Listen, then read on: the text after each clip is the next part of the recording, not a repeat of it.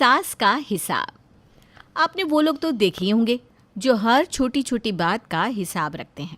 आपने कितना खाया, कितने का सामान खरीदा, कितना अपने ऊपर खर्च किया। हमारी सुनीता भी कुछ ऐसी ही है। उसकी शादी को बस थोड़ा ही वक्त हुआ है और अभी से ही वो अपने पति की कमाई के हर एक रुपए का हिसाब रखती है।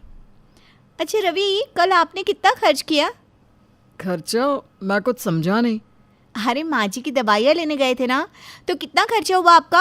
अच्छा, वो माँ की दवाइयाँ 4,000 रुपये की आ गई थी। मैंने ना पूरे महीने भर की ला कर रख दी इसलिए। 4,000 रुपये की दवाइयाँ? इतना खर्चा कर दिया आपने? अरे इसमें क्या हुआ? अब तुम्हें तो पता ही है कि माँ की तबीयत ज़्यादा ठीक नहीं रहती। उनके लिए दवाइयाँ कितनी ज़रूरी है। हाँ, वो तो सही बात है आपकी। इसीलिए तो मैं कहती हूँ कि माँ जी को अपने और खर्चों पर रोक लगानी चाहिए। अरे माँ खर्चा ही कहाँ करती है। क्या तुम भी, पता नहीं क्यों तुम्हें खर्चे की इतनी पड़ी रहती है। मैं तो आपके लिए कह रही थी, आप इतनी मेहनत से पैसे कमाते हैं, इसलिए मैं तो बस चाहती हूँ कि हम थोड़े पैसे बचा लें अपने भविष्य के लिए। हाँ, तुम्हारी बात सही है, पर इसका मतलब ये तो नहीं कि माँ की दवाइयाँ और ज़रूरी खर्चों के लिए भी उन्हें मना कर दूँ। सुनीता जब से इस घर में शादी करके आई थी, तब से उसे अपनी सास के खर्चे से बहुत परेशानी थी।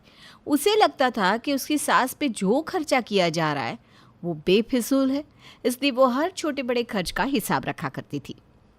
माँ जी, मैं बाजार जा रही हूँ सब्जी लेने। सुनीता बहू, तो बाजार जा रही है तो पालक और करेले भी लेते आना। बहुत दिनों से नहीं खाए ना, और मैं पालक का जूस भी पी लूँगी। अभी पिछले महीने तो आपने करेले और पालक मंगवाए थे माँ जी। हाँ, तो डॉक्टर ने मुझे करेले का रस पीने को कहा है ना, इसलिए। माँ जी, आपके खर्चे ना बढ़ते ही जा रहे हैं। आपको पता है आजकल सब्जियाँ कितनी महंगी हो गई हैं, और आप है कि आपको पालक और करेले खाने। अरे बहू, ठीक है, जैसा तुझे अच्छा लगे वो सब्ज़ी लेकर आना बस। ये तो मुझे डॉक्टर ने कहा था, इसलिए मैंने तुम्हें कहा। माँ जी, आपको समझना चाहिए, रवि एक ही है कमाने वाले। आपके खर्चे पहले से ही ज़्यादा हैं। अभी आपकी दवाइयों पे उन्होंने इतना खर्चा किया था, ऐसे हम बचाएंगे क्या अपने भविष्य के लिए? हाँ बहू, मैं समझती हूँ, पर रवि अच्छा कमा तो लेता है, तो इतनी खर्च की चिंता क्यों करती है बेटा? मुझे खर्चे की नहीं, आपकी चिंता है। आप थोड़ा अपनी ज़रूरतों पे काबू रखिए ना। ठीक है बहू। सुनीता अपनी सास को हमेशा ही खर्चे के लिए सुनाती रहती, पर कावेरी कभी भी किसी भी बात का बुरा नहीं मानती थी। हालांकि वो पैसे अपने बेटे से मांगती थी, लेकिन माँ और बेटे के बीच में सुनीता हमेशा आ जाती थी। रवि बेटा, तू ऑफिस जा रहा है? हाँ माँ, कुछ काम था। हाँ, मैं सोच रही थी आज देवी के मंदिर में प्रसाद चढ़ाऊँ। बड़े दिनों से आशा थी कि देवी को प्रसाद चढ़ाऊँगी। हाँ हाँ माँ, क्यों नहीं, मैं तुम्हें पैसे दे देता हूँ, तुम पूरे परिवार की तरफ से प्रसाद चढ़ा देना। अरे पर किस बात का प्रसाद चढ़ाना है आपको माँ जी? अभी पिछले हफ्ते ही तो हमने कुल देवी के मंदिर में पेड़े चढ़ाए थे। क्या सुनीता, वो पिछले हफ्ते नहीं था, उस बात को काफ़ी समय हो गया है। और देवी माँ के मंदिर में ही तो चढ़ाना है ना प्रसाद। हाँ, पर बार बार प्रसाद चढ़ाने का क्या मतलब है? माँ जी, देवी माँ से ऐसे भी तो आशीर्वाद ले सकते हैं ना। सुनीता बहू, आज तेरे ससुर जी जिंदा होते तो उनका जन्मदिन था, लेकिन अब वो इस दुनिया में नहीं है, तो मैं देवी माँ को उनके बदले प्रसाद चढ़ाना चाहती हूँ। माँ, तुम सुनीता की बातों पर ध्यान मत दो। ये लो, ये पैसे तुम देवी माँ के मंदिर में प्रसाद चढ़ा कर आना। अरे बेटे, पर तुमने इतने पैसे क्यों दे दिए? अरे रख लो माँ, बाद में किसी और काम में उपयोग कर लेना। चलो अब मैं चलता हूँ, मुझे देरी हो रही है। इनके लिए तो पैसे जैसे पेड़ पे उगते हैं। मुझे अच्छे से याद है, अगले हफ्ते ही पेड़े चढ़ाए थे। अब एक काम करती हूँ, एक डायरी बना लेती हूँ जिसमें माँ जी का सारा हिसाब रखूँगी। एक एक पैसे का हिसाब उसमें लिख दूँगी, फिर देखती हूँ कैसे मैं कुछ भूलती हूँ, और जब मुझे याद नहीं आएगा तो ये डायरी देख लिया करूँगी। सुनीता ने अब एक डायरी रखना शुरू कर दिया था। उस पर कावेरी जो भी खर्चा करती, सुनीता उस डायरी में लिखती जाती। माँ जी, आज आपने रवि से 200 रुपये लिए थे ना? हाँ, सुबह लिए थे। क्यों, क्या हुआ बहू? कुछ नहीं माँ जी, मैंने एक डायरी बनाई है जिसमें आज के बाद मैं सब कुछ हिसाब रखने वाली हूँ। हिसाब किस बात का बहू? अरे माँ जी, आप जो भी पैसे इनसे लेती हैं उनका कोई हिसाब तो होता नहीं। कहाँ खर्च करती हैं, किसे देती हैं, कितने आपके पास बचते हैं, इसलिए आज से मैं इस डायरी में सब कुछ लिखती जाऊँगी। अभी आपके पास ये 200 रुपये है ना, इसलिए अगले हफ्ते तक आपको खर्च करने की ज़रूरत नहीं पड़ेगी। फिर ये ख़त्म हो जाए तो मुझे बताइएगा कि आपने कहाँ खर्च किए और आपके पास कितने बचे हैं। सुनीता ने डायरी तो बना ली थी, लेकिन अब वो कावेरी की हर छोटी बड़ी चीज़ पे नज़र रखने लगी थी। वो कावेरी से हर चीज़ का हिसाब मांगती थी। अरे रवि बेटा, मुझे कुछ पैसे तो देना। मैं सोच रही थी त्योहार आ रहा है तो तेरी बुआ को एक सूट और शगुन भेज दो, वो भी खुश हो जाएंगी।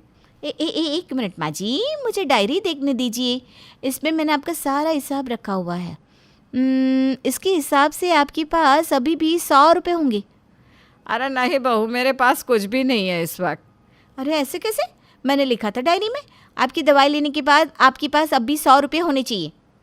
अरे बहू, मेरे पास 100 रुपये थे, पर कल एक बहुत ही बूढ़ी औरत गरीब थी, यहाँ आई थी।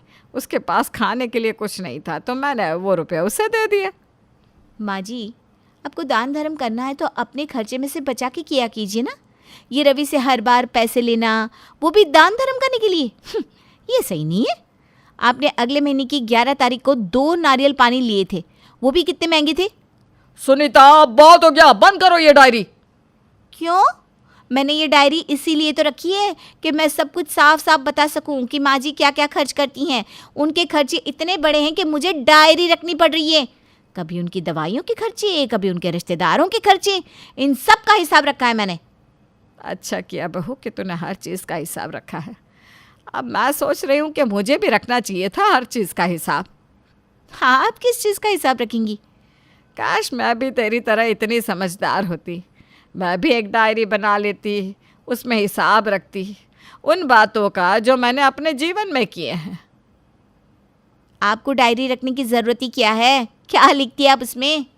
मैं उसमें वो हिसाब लिखती जब मैंने कई सारी रातें अपने बच्चे के ऊपर खर्च कर दी, जबकि मैं आराम से सो सकती थी। मैंने अपने कितने साल खर्च कर दिए, अपनी नौकरी भी छोड़ दी, ये सोचकर कि मेरे बच्चे को मेरी ज़्यादा ज़रूरत है। मुझे वो खर्चा भी लिखना चाहिए था। जब मैंने अपने सारे गहने बेचकर अपने बेटी की पढ़ाई को अहमियत दी, उन सारे दिनों का हिसाब भी लिखना था जब मैं ये प्रार्थना करती थी कि उसकी तरक्की हो जाए। डायरी में मैं ये भी लिखती कि उसके पिताजी के जाने के बाद मैंने उसकी शादी अकेले करवाई। ये सारे हिसाब से बढ़ के मेरी दुआओं का हिसाब भी लिखना था। लेकिन क्या करूं बहू, मैं तो जितनी समझदार नहीं हूं ना। अगर होती तो ये सारे हिसाब मैं उस डायरी में ज़रूर लिख लेती। माँ, आई एम सॉरी माँ। सुनीता की तरफ से मैं आपसे माफ़ी मांगता हूँ माँ। आप क्यों माफ़ी मांग रहे हैं रवि? गलती तो मेरी है। मुझे अपने आप पे शर्म सी आ रही है कि मैंने डायरी कैसे बना ली। कैसे मैं एक माँ का हिसाब रखने लगी जिसका कर्ज स्वयं ईश्वर भी नहीं उतार सकते। मैंने कैसे उनका हिसाब रख लिया। माँ जी, मुझे माफ़ कर दीजिए, मैं बहुत शर्मिंदा हूँ।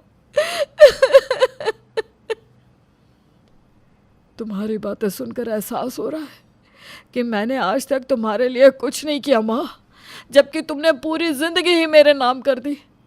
हम बच्चे अक्सर बड़े होकर ये भूल जाते हैं कि हमारे माँ बाप ने अपनी खुशियों को त्याग कर हमें खुशियाँ दी है, और हम उनके छोटे मोटे खर्चों का भी हिसाब रखने लगते हैं, जबकि माँ बाप की खुशियों का कोई मोल होता ही नहीं है।